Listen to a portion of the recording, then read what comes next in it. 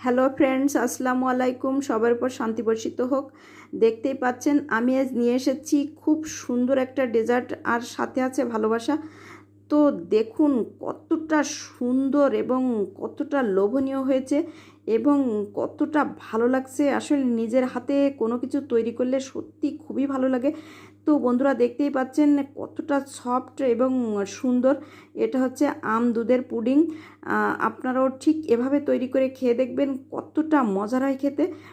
আসলে বন্ধুরা এত সুন্দর একটা লাভ, সত্যি আমার কাটতে মন চাচ্ছে না, মনে হচ্ছে রেখে দিই। তো দেখুন কতটা চমৎকার হয়েছে দেখতে। আসলে বন্ধুরা আমের সিজন চলছে, এখন যদি এ ধরনের ডেজার্ট তৈরি না করা হয় তাহলে অপূর্ণতা থেকে যাবে। আর এ ধরনের ডেজার্ট তৈরি করে দুপুরে কিংবা বিকালে পরিবারের সাথে যদি একসঙ্গে খাওয়া যায় তাহলে সত্যি মনে আসে অনেক তৃপ্তি। কারণ বাসার তৈরি জিনিস সত্যি খুবই লোভনীয় এবং টেস্টি হয়। তো যাই হোক বন্ধুরা, আমের সিজনে আম দিয়ে তৈরি করা যায় বিভিন্ন ধরনের রেসিপি, আর ড্রিঙ্কস, কেক, আইসক্রিম সব কিছুই আপনারা তৈরি করতে পারবেন। শুধু একটু প্রসেসিং জানা থাকলে আপনারা অবশ্যই তৈরি করতে পারবেন। তো যাই হোক বন্ধুরা, মূল উপকরণে চলে আসি। দেখতেই পাচ্ছেন এখানে আমি নিয়েছি 2টা টসটসা পাকা আম, আর আম 2টাকে আমি কেটে নিয়ে সুন্দরভাবে একটা নাইফের সাহায্যে কিউব করে কেটে নিচ্ছি। আপনারা চাইলে বটি দিয়েও করতে পারেন। তো বন্ধুরা যাই হোক, আমটা যদি রসালো হয় তাহলে পানি দিবেন না, আর যদি একটু ঘন হয় তাহলে একটু পানি দিবেন। তো দেখতেই পাচ্ছেন সুন্দরভাবে আমার কাটা শেষ। এখন খোসা থেকে ছাড়িয়ে আমি একটা ব্লেন্ডারের জারে দিয়ে দিব, দিয়ে সুন্দরভাবে পিউরি তৈরি করে নিব। আর মিষ্টির পরিমাণটা আপনারা যার যার স্বাদ অনুযায়ী দিবেন। আমের মিষ্টির টা দেখে মিষ্টিটা দিবেন। তো যাই হোক, আমি এখানে দিয়েছি 1/3 কাপ চিনি, অল্প একটু লবণ। মিষ্টি জাতীয় জিনিসে লবণ দিলে ভালো হয়। তো দেখুন কত সুন্দর একটা পিউরি তৈরি হয়েছে এবং কতটা ঘন।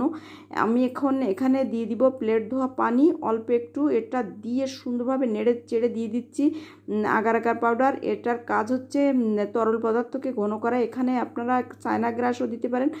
তো চুলাটা অফ করে আগার আগার দিয়ে সুন্দরভাবে মিশিয়ে তারপরে চুলাটা জ্বালাবেন এবং এ ধরনের একটা ছড়ানো প্লেটে নামিয়ে নেবেন 2-1 বলক আসার সাথে সাথে, তাহলে জেলুটা সুন্দর হবে, কাটতেও সুবিধা হবে।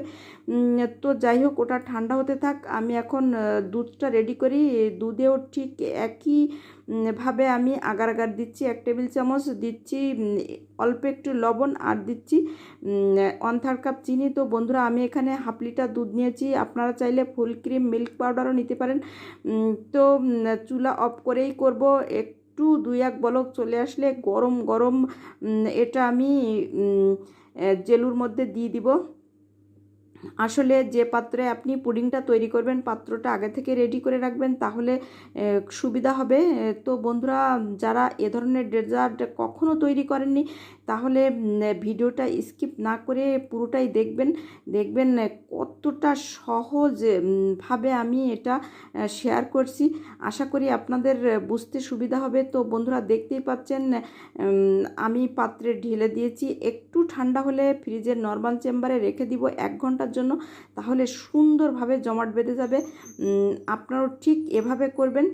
আর আমার আজকের রেসিপি যদি ভালো লেগে থাকে তাহলে বেশি বেশি ভিডিওটা এনজয় করে দেখবেন।